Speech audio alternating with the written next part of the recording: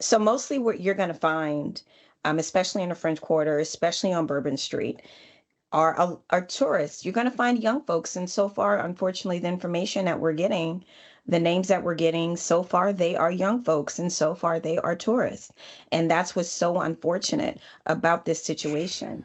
And then also another point is there are people who actually prefer to go to New Orleans for New Year's versus say a Mardi Gras. Mardi Gras might be too overwhelming.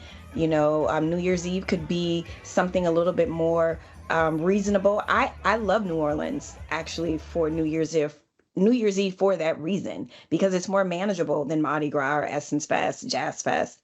And so I'm just heartbroken. I'm heartbroken for the victims and their families, my city. We have been through so much, and I just waking up to this news was just awful and horrendous. And when you say that, I know you're not saying it, but you're thinking about Hurricane Katrina too in the aftermath.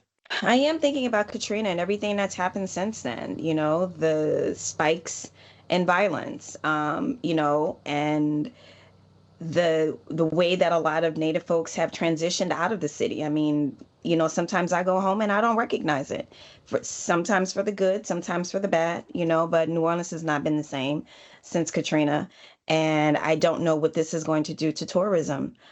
People just simply might be afraid to be in open areas where they can be victimized in this sort of brutal and horrific way.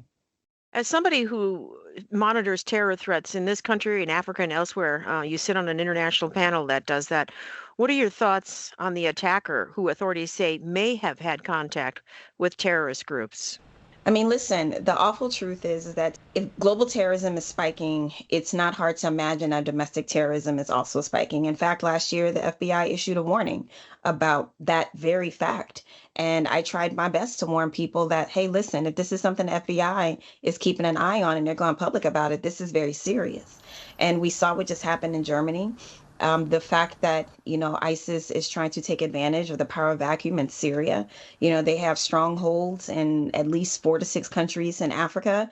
And the fact that they may have some homegrown or some radicalized folks here in the United States does not surprise me